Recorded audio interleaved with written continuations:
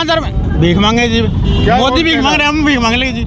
उसके बाद सरकार का मन नहीं भरा तो हमारे सीधे इन्होंने छाती पे कील ठोक के हमारा कलेजा निकालने का काम किया, हमारी किडनी बेचने का काम किया। इसलिए कम से कम हमारा शरीर तो जिंदा रहेगा, हम भीख मांग के खा लेंगे। इससे अच्छा तो अमीरों के लोग हैं उनको तो पूरी वाह वाह वाह भाई, चलो सारा सौदा माफ कर देंगे, अडानी का सब माफ कर देंगे, अंबानी का सब माफ कर देंगे, लेकिन गरीब इंसान का खून चूस लेंगे। जब नमस्कार, मैं अमित कुमार और आप देख रहे हैं सिटी बिग न्यूज़। फिलहाल हमारी टीम मौजूद है बस स्टैंड के पास पड़ने वाले जिंदल पार्क के बाहर, जहां पर आप तस्वीरों में देख पा रहे हैं कि एक लंबी कतार जो है ऑटो की लग चुकी है और पीछे भी आप तस्वीरों में देख पाएंगे तो आपको ऑटो ही ऑटो नज़र आएंगे। तो अब एक बड़ा सवाल कि जिंदल पार्क के बाहर ये ऑटो क्या कर रहे हैं, तो आपको बता दूँ फिलहाल जितने भी हिसार के ऑटो चालक हैं उन्होंने ऑटो की एक सेल लगा दी गई है। कहीं ना कहीं 2000, 2500, 3000, 4000, 5-5 रुपये में ये ऑटो बिकने को तैयार है। क्या है वजह कि ये सारे ऑटो चालक आज अपने ऑटो को बेचने के लिए मजबूर हो गए हैं? क्या ऐसी बात हो गई, क्या ऐसी समस्या हो गई कि उन लोगों को यहाँ पर इकट्ठा होना पड़ा, और क्यों उन्होंने ये जो है अपने ऑटो फिलहाल की अगर मैं बात करूँ शहर में कोई भी ऑटो नहीं चल रहा और फिलहाल यहाँ पर सारे ऑटो चालक अपने ऑटो पार्क के किनारे पर लगाकर एक बहुत बड़ा प्रदर्शन कर रहे हैं। और बात की जाए ये लोग अपने ऑटो बेचने पर मजबूर है। कुछ दिन पहले आपने देखा होगा कि हरियाणा पुलिस की तरफ से इस तरीके के जो है स्टिकर लगाए गए थे और कुछ दिन पहले ऐसी भी बातें निकल कर आई थी कि हिसार में पोल्यूशन को देखते हुए सम विषम यानी इकड़ी दुकड़ी का जो है प्रावधान लाया जाएगा, जिसका विरोध ऑटो चालकों ने किया था।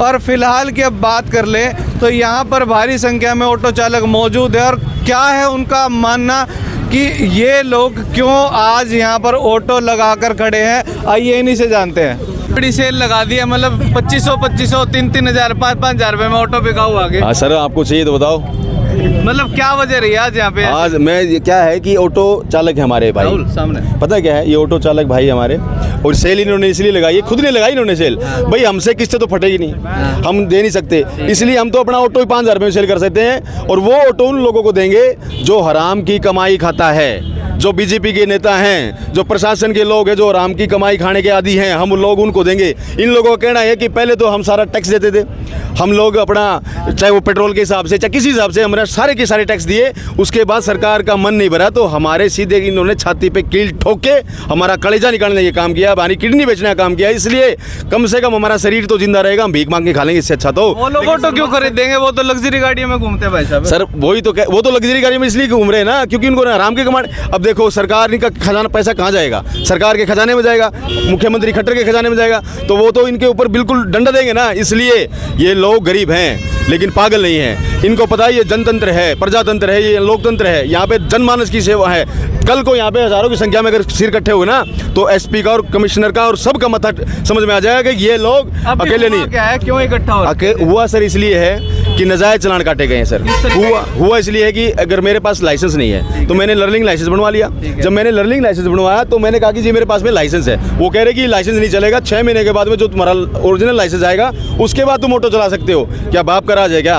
ऑटो उसके बाद चला सकते हैं, उसका चलान मतलब उसका चलान काट देते हैं। 22 हज़ार का एक ऑटो का चलान काटने के बाद में ऑटो चालकों पे क्या गुजरेगी?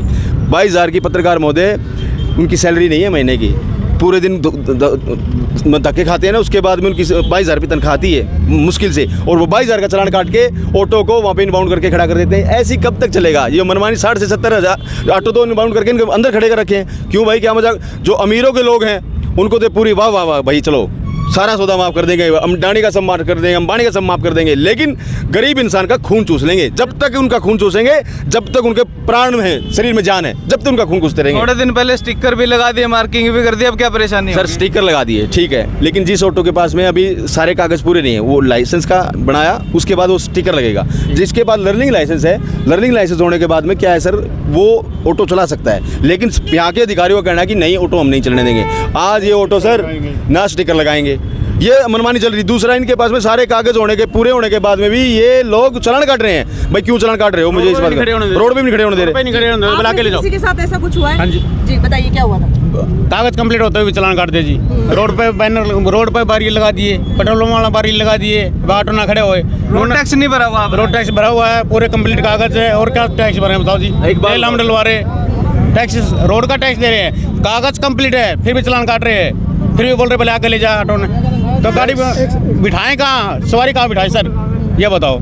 अब आगे आगे चलेंगे तो सवारी का बैठेगी नहीं ना, तो सवारी में हमारा घर चलने वाला है। सर इसमें ना मेन पॉइंट ये है, जब लर्निंग का लाइसेंस इनको मिल गया तो इनको ऑटो चलाने की परमिशन मिलनी चाहिए, लेकिन यहाँ का प्रशासन जानबूझ कर इनको परेशान करने के लिए, पैसे का खजाना भरने के लिए इनके ऊपर दबाव बनाता है, नाजायज़ तरीके से पैसे लेता है। लर्निंग से जब वो पक्का लाइसेंस बन के आता है 3 से 6 महीने लगते हैं, तब तक इनका गुजारा कैसे चलेगा। यही इनकी मेन मांग है कि जो गलत तरीके से चालान काटे जा रहे वो चालान नहीं कटने चाहिए, और पुलिस नाजायज़ तरीके से तंग करते हैं वो तंग करना बंद करना चाहिए। अब आगे क्या रहने वाला बल्कि सारे की टैक्स, देखो टैक्स की बात करी, टैक्स तो पहले ही जब गाड़ी खरीदता आदमी सारे टैक्स तो पहले दे देता है, फिर रोड टैक्स, फलाना टैक्स, ढकना टैक्स, ये टैक्स वो टैक्स, ये टैक्स में मार देंगे लोगों को, तो कमाएंगे क्या। अब आगे का प्लान हमारा ये है कि सारे के सारे ऑटो, हमारा काफिला जाएगा डीसी ऑफिस में, हम पैदल जाएंगे और ये ऑटो चालक हमारे साथ साथ आएंगे और डीसी साहब से मीटिंग करेंगे और एसपी साहब से मीटिंग करेंगे। जो इनके साथ मनमानी हो रही है वो नहीं होगी, क्योंकि हमने देखो काम किया है। मैं एडवोकेट प्रदीप बानखड़ हूँ जी, मैंने गरीब जनमानस की हमेशा सेवा करी, आप मुझे जानते हो, मेरे काम को जानते हो। मैंने कभी जाति धर्म नहीं देखा, मैंने इंसानी देखी, मैंने इंसानों को देखा। किसी के ऊपर अत्याचार हुआ तो वहाँ पे मैं खड़ा मिला हूँ, और आगे भी इनसे वादा करके जा रहा हूँ, जब भी इनको दिक्कत होगी इनके साथ में खड़ा मिलेंगे। आज तो सर मीटिंग चल रही है जिसमें सारा ही पुलिस प्रशासन वहाँ पर मौजूद है। हमारे लिए सर, मैडम देखिए, हमारे लिए टाइम निकालना पड़ेगा। जब रोड जाम होंगे, जब प्रशासन का गेट ब्लॉक होगा, तो हमारे लिए टाइम निकालना पड़ेगा। लोकतंत्र है, यहाँ पे सरों की कीमत है, और जहाँ पे सर है ना तो वहाँ पे प्रशासन को झुकना पड़ेगा, उनको मीटिंग करनी पड़ेगी हमसे। अब मीटिंग करके ही जाएंगे, वैसे हम जाएंगे भी नहीं आज। ये कोई मजाक थोड़ी ना बना रखा है। अब यहाँ से आप कितनी देर में पूछ? बस अभी हम 10 मिनट में यहाँ से निकल लेंगे। मैडम सीधा जा रहे हैं मिनी सेक्रेटरी। यूनिवर्सिटी में ही हो रही है मीटिंग, कहाँ थोड़ी ना, दूर थोड़ी ना, यूनिवर्सिटी के सामने चलेंगे, गेट पे चलेंगे, वहाँ जाके बात करेंगे उनसे। आना हो तो वहीं को आऊँगा, कोई और गेट तो है नहीं। परला गेट पर निकलेंगे, परला गेट पर चले जाएंगे। टाइम निकालना पड़ेगा हमारे लिए, और नहीं निकालेंगे तो फिर हमारा यही काम होगा। तो ये आप लोगों ने क्या सोचा कितने दिनों तक आप इस तरह से जारी रखेंगे? जब तक हमको ये पूरी नहीं होगी, मांग पूरी नहीं होगी। मांगे अगर मान लीजिए नहीं पूरी होती है और आप तो ऑटो बेच देंगे 5,000 रुपये दे रहे हैं हम तो। अभी ले जाओ 5,000 में कितने दिन काम चलाएंगे? क्यों 5,000 में भीख मांगे जी, मोदी भीख मांग रहे हैं, हम भीख मांग लेंगे जी। मैं भीख तो मांगनी पड़ेगी फिर तो।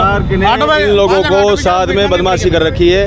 आप आए, आप समझ रहे हो, मैं आपको ऑटो दिखा देता हूँ, आप इधर आए, ये देखियो कितने सारे ऑटो हैं, पीछे भी हमारी लाइन, और दूसरी तरफ हमारे 300-400 ऑटो और भी खड़े हैं। प्रदीप जी, अगर ये कमाएंगे नहीं तो कहीं ना कहीं नशा करेंगे, चैन तोड़ेंगे। देखिए, जब इनके पास में पैसा नहीं होगा, जब ये लोन नहीं भर सकते, तो ये चैन तोड़ेंगे, किसी को चोट मारेंगे, उसके बाद केस लगेंगे, गुंडागर्दी ज़्यादा बढ़ेगी, बेरोजगारी खत्म हो जाएगी। जब सरकार को देना तो रोजगार, और इनको हाथ करने का काम कर रही है, जो जिसके पास रोजगार है उसका भी छीनने का काम कर रही है। मजाक थोड़ी ना बना रखा है सर। कल को तो सर आप पत्रकार हैं, कल को तो ऐसी स्कीम भी लेके आएंगे, भाई फलाने पत्रकार है ना, इतना टैक्स देना पड़ेगा, उसके बाद अपनी आवाज़ उठाएंगे, जनमानस की आवाज़ जब उठाएंगे आप लोगों के साथ में पैसा कर देंगे।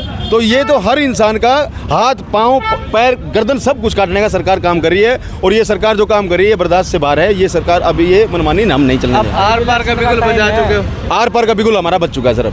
अब हम बिल्कुल पीछे नहीं हटने। तो पूरा मामला आपने सुना, जिस तरीके से जो है एक ऐलान हो चुका है कि कहीं ना कहीं अगर इनकी बातें नहीं मानी गई और इनके जो है नाजायज़ तरीके से जो चालान काटे जा रहे हैं उसे वापस नहीं लिए गए या उन्हें ना रोका गया, तो कहीं ना कहीं पूरे शहर भर में ऑटो चालकों का चक्का जाम हो जाएगा। किसी भी प्रकार का ऑटो जो है सड़क पर नहीं चलने दिया जाएगा, और कहीं ना कहीं इसका खामियाजा जो है एक आम आदमी को भुगतना पड़ेगा। तो इस पूरे मामले में जो आपने सारी बातें सुनी, आपका क्या मानना है हमें कमेंट करके बताएं। इस वीडियो को शेयर करना ना भूलें, और हम प्रशासन से भी यही अपील करना चाहेंगे, अगर इन ऑटो चालकों के साथ कुछ गलत हो रहा है तो इस पूरे मामले को संज्ञान में लेते हुए इनकी जो भी जायज़ मांगे उसे पूरा करने का काम किया जाए। इतने चालान कट रहे हैं 20-30 हज़ार के, गरीब आदमी कहाँ से भरेगा?